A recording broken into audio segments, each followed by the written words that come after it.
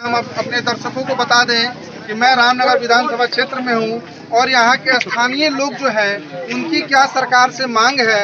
हालांकि नीतीश सरकार ने ये दावा किया है कि हमारे सरकार में काफ़ी लोगों को रोजगार भी मिला हुआ है, लेकिन नीतीश सरकार जो है कहां तक सही है, आइए यहां के लोगों से जानते हैं। और सबसे पहले सर आपका नाम जानना चाहेंगे हम।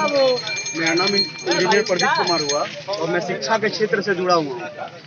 ठीक है, ये जो बेरोजगारी का वादा जो किया जा रहा है, झूठा आश्वासन लोगों को दिया जा रहा है। पहले जो है बच्चे पढ़ते थे और अच्छे तरह से पढ़ाई करते थे, जैसे हम लोग के टाइम के पहले भी अच्छी तरह से जब पढ़ाई होती थी, शिक्षा मिलती थी, तो उस समय जो है उस समय के अभी हम लोग अभी का जो मतलब उस समय का जनरेशन भी आज बेरोजगारी में जी रहा है। तो आज जो है डायरेक्ट डिग्री तो जो दिया जा रहा है, मैट्रिक के बच्चे जो पढ़ रहे हैं उनको डायरेक्ट डिग्री दिया जा रहा है, सभी बच्चे पास। तो आने वाले समय में जो बिहार आईएएस के नंबर 1 पे था, हमको लगा चपरासी के नंबर 1 पे कहीं नहीं चला जाए। चपरासी का भी नौकरी निकलने वाला नहीं है। ठीक है, चपरासी का भी नौकरी अगर निकल जाए तो ये लोग जो झूठा वादा कर रहे हैं रोजगार देंगे, रोजगार किस बेसिस पे देंगे? जो नकली शिक्षा दिया जा रहा है, बच्चों को खिचड़ी दिया जा रहा है, उसके वजह से बच्चे जा रहे हैं, पढ़ाई नहीं दिया जा रहा है। मेन जो क्या है, पढ़ाई होनी चाहिए, ये नहीं कि खिचड़ी। साइकिल नहीं होनी चाहिए, पढ़ाई होनी चाहिए। यहाँ साइकिल, छात्रवृत्ति, खिचड़ी, इसी के लिए बच्चे जा रहे हैं। ठीक है, ऐसा मेंटलिटी बना दिया जा रहा है। अगर बच्चों को सही शिक्षा, नीतीश सरकार ये जो अपना योजनाएं किए हैं, पहले होता क्या था कि पहले बच्चे विद्यालय तक नहीं पहुंच पाते थे। बच्चों को इस माध्यम से विद्यालय तक जोड़ने के लिए नीतीश सरकार ने ये पहल किया है। यादव ने ये आश्वासन दिया है बिहार वासियों को कि हमारी पहली कलम चलेगी तो 10 लाख युवाओं को रोजगार मिलेगा। और आइए इस पे जानते हैं, आपका नाम क्या हुआ? जी, मेरा नाम करण कुमार गौड़ हुआ। और अभी एनडीए की सरकार पिछले 15 सालों से यहाँ पे बनी हुई है। ठीक है, और रोजगार की जो भी समस्या है उस पर इन लोगों ने कोई त्वरित कार्रवाई नहीं की। और आज जब तेजस्वी यादव 10 लाख रोजगार देने की बात कह रहे हैं तो उसमें भी कई तरह की अड़चन डाली जा रही है कि ये नहीं होगा और वो नहीं होगा। लेकिन हाल ही फिलहाल में हमको सुनने को ये मिला है कि एनडीए की जब सरकार बनेगी तो 19 लाख मतलब रोजगार का सृजन भाजपा करने जा रही है। तो इसमें तो हम लोग कंफ्यूज हो गए हैं ना कि कौन क्या करेगा। लेकिन अभी हम लोगों को फिलहाल एक स्थानीय मुद्दा ये है, हमारे मतलब प्राथमिक स्वास्थ्य केंद्र में एक महिला चिकित्सक नहीं है, जिसके कारण हमारी जो माताएं बहनें हैं वहां जा करके अपना चेकअप सही ढंग से नहीं करवा पाती हैं। पुर्जी तो वो सरकारी कटाती हैं, लेकिन उस पर दवा जो है प्राइवेट लिखा जाता है और उसको बाहर से जाकर खरीदा जाता है, जबकि सब चीज यहाँ पे अवेलेबल है और पेशेंट को वो सुविधा नहीं दिया जा रहा है, क्योंकि बाहर इन लोगों का मोटा कमीशन फिक्स है। परसों से लेकर और मतलब कि एक एक्सीडेंटल मरीज तक का वहाँ पे दोहन किया जा रहा है, कोई देखने वाला नहीं है। आखिर ये हो क्या रहा है? तेजस्वी यादव ने इस बार हम 10 लाख रोजगार देंगे।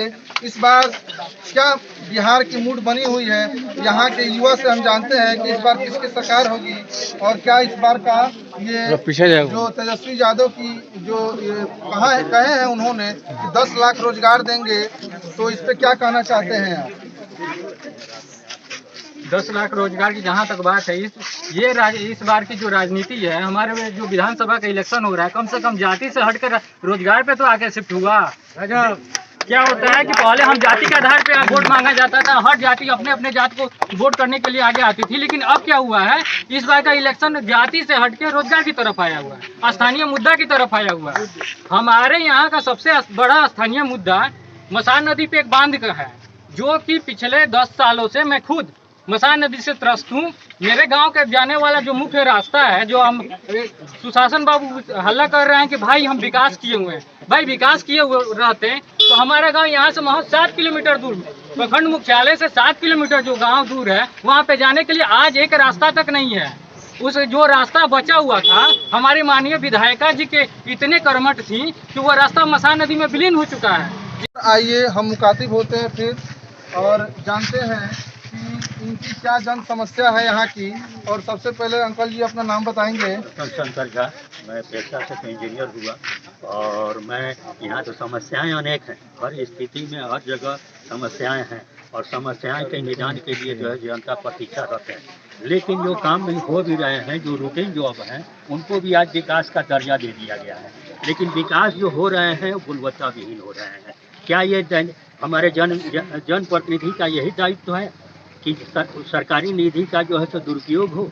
अगर विकास हो रहा है, जो काम हम लोग रचनात्मक करने की जो बात ढिढोरा पीटा जा रहा है, लेकिन क्या उसमें गुणवत्ता है? नाली हो, सड़क हो, पुल हो, कि जो शिल्पटिका की चमक बरकरार रहती है, लेकिन सड़क जो है सो 6 महीने के अंदर में जो है उसके पत्थर अलग हो जाते हैं, बालू अलग हो जाता है, सीमेंट अलग हो जाता है। जबकि उसमें एक एक पैसा जो भीख मांगता है उसको भी टैक्स देता है। वो भी एक साबुन खरीदता है तो सरकार को टैक्स देता है, उसके भी पैसे मिले हुए हैं। लेकिन जनप्रतिनिधि इस चीज़ को नहीं समझते हैं, वो अपना पैसा बना लिए हैं राजनीति को, जिसके वजह से गुणवत्ता विहीन जो है तो कार्य संपादित किया जाता है और उसको दिखाया जाता है कि मैंने ये किया वो किया, जबकि जनता के लिए भी वो लॉन्ग रन में जो है वो उसका जो है तो उपयोग नहीं हो पाता है। मैं यही चाहूँगा कि इससे जनप्रतिनिधि समझें और विधानसभा का चुनाव भी जो है तो 2-3 दिनों में यहाँ भी जो है तो मतदान होंगे, तो लोग अधिक से अधिक संख्या में वोट दें, लेकिन जनप्रतिनिधि अपने दायित्व का निर्वहन पवित्र रूप में। यहाँ काम हुई है बीजेपी की शासन में, लेकिन आइए और भी लोगों से जानते हैं कि यहाँ के स्थानीय लोगों का और क्या मुद्दा है। और इसी बीच हमारे साथ समाज सेवी सुजल सिंह जी मौजूद हैं।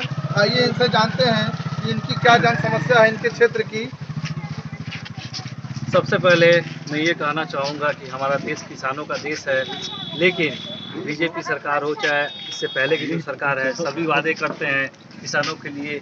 आज की डेट में बीजेपी सरकार ने काम तो किया है किसानों के लिए, लेकिन बहुत सारी मूलभूत समस्याएं आज भी उसी तरह हैं।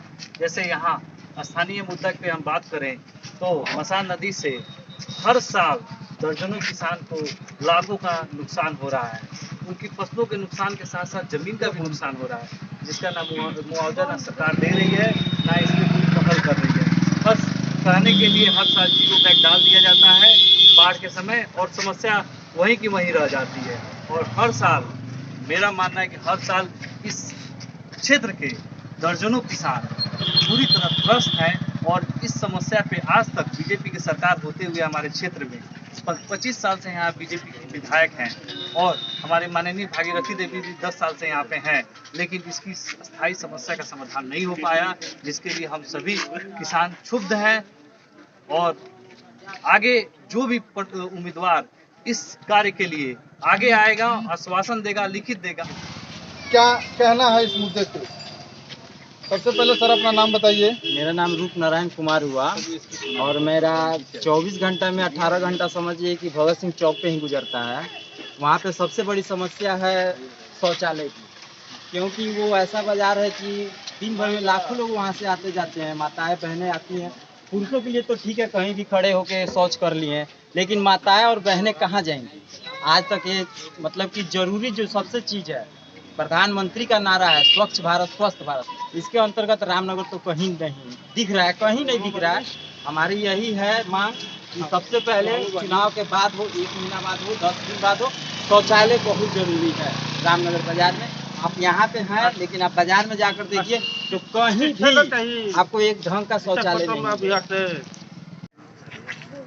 मतदान फिर जलपान, हालांकि कोरोना काल चल रहा है, लेकिन फिर भी इसको देखते हुए हम जानेंगे कि इनसे मुखातिब होते हैं। और सबसे पहले इनका नाम जानते हैं। सर आपका नाम क्या हुआ? मेरा नाम सुशील कुमार हुआ। और यहाँ सबसे बड़ी चीज़ क्या है कि एक मुद्दा ये जो एजुकेशन का है, क्योंकि यहाँ प्राइवेट स्कूल तो बहुत है, लेकिन फर्दर पढ़ाई करने के लिए बच्चे 10th के पास भटकते हैं। कोई अच्छी यूनिवर्सिटी क्योंकि मैं शुरू से शिक्षा से जुड़ा रहा, मेरी तमन्ना है कि यहाँ के जो भी विधायक जो लोग हैं, यहाँ एक यूनिवर्सिटी होनी चाहिए। दूसरा, ये एग्री बेस्ड एरिया है, किसानों का एरिया है। किसानों का उनके रकम का गवर्नमेंट अनाउंस कर देती है कि 1875 मिलेंगे, 60 मिलेंगे, लेकिन आज तक किसानों का परचेज उचित रेट में नहीं होता है। सब स्टेट में, पंजाब, हरियाणा, यूपी, तीनों स्टेट में 80% वहाँ के किसानों का धान का परचेजिंग हो चुका है, लेकिन बिहार में फरवरी के पहले नहीं होता है, क्योंकि स्थानीय किसानों के साथ बहुत बड़ा नाजायजी होता है। और इसमें सबसे बड़ी भूमिका यहाँ के नेताओं की है। उनमें मतलब बोलने की शक्ति नहीं है, यहाँ की जनता की बात को रखने की शक्ति नहीं है कि वो असेंबली में बोल सकें। और मेरा एक रिक्वेस्ट है कि असेंबली इलेक्शन जब भी हो, स्थानीय मुद्दे पे हो। मुद्दे हैं, और इस बार की जो मुख्य मुद्दा है वो बेरोजगारी बना हुआ है और जिसपे तेजस्वी यादव ने वायदा किया है कि हमारी सरकार बनते ही 10 लाख युवाओं को रोजगार दिया जाएगा। आइए हम जानते हैं कि इनका क्या कहना है इस पे। बिहार विधानसभा चुनाव में मुझे स्थानीय मुद्दों के बारे में मैं उतना ज़्यादा जहाँ तक यहाँ पे विधानसभा चुनाव की स्थिति में युवाओं की अगर बात की जाए तो यहाँ सबसे पहले मुझे जो लगता है यहाँ की प्रशासनिक व्यवस्था को सुदृढ़ करने की है। दूसरा, सामाजिक न्याय के लिए अगर बात होती है, जैसे बहुत सारे नेता, बहुत सारे उम्मीदवार, बहुत सारे प्रत्याशी ऐसे होंगे जो अपने विभिन्न तरह के वादे और इरादे लेके आए हैं। हम युवाओं को वही चाहिए कि अब अपने सामाजिक न्याय की बात करते हुए उस प्रशासनिक व्यवस्था को सुदृढ़ करते हुए हम इस चीज़ का दावा उनसे लें, हम इस चीज़ का भरोसा लें कि क्या उनके द्वारा किया गया वादा भी पूरा हो पाएगा कि नहीं। किसी भी उम्मीदवार का, किसी भी प्रत्याशी का किसी भी तरीके से कोई समर्थन या कोई भी विरोध नहीं है, लेकिन एक ही चीज़ हम युवाओं के जिम्मे, जो इस लोकतंत्र का जिम्मेदारी, जो इस लोकतंत्र में हमारा हस्तक्षेप होना चाहिए, उसमें हम सामाजिक न्याय और यहाँ के प्रशासनिक व्यवस्था को सुदृढ़ करने के लिए हम युवा अपनी कोशिश, अपनी भागीदारी करें। बस इतना ही। विधानसभा चुनाव बहुत नज़दीक है और सबसे पहले यहाँ पे मौजूद या इस कार्यक्रम को देख रहे सभी लोगों से एक ही चीज़ का निवेदन है कि ज़्यादा से ज़्यादा संख्या, ज़्यादा से ज़्यादा प्रतिशत में मतदान हो। बहुत आरोप प्रत्यारोप लग रही है, लेकिन सर मैं जानना चाहता हूँ आपसे कि इस बार बिहार का एजेंडा क्या होगा। देखिए, सबसे पहली बात तो ये बहुत ही एक अच्छी मुहिम भाइयों ने शुरू किया है। इस बार युवाओं की सरकार होगी, इस चीज़ की गारंटी है, इस चीज़ की बहुत ही ज़्यादा आश्वस्त है हम लोग कि इस बार युवाओं की सरकार होनी है।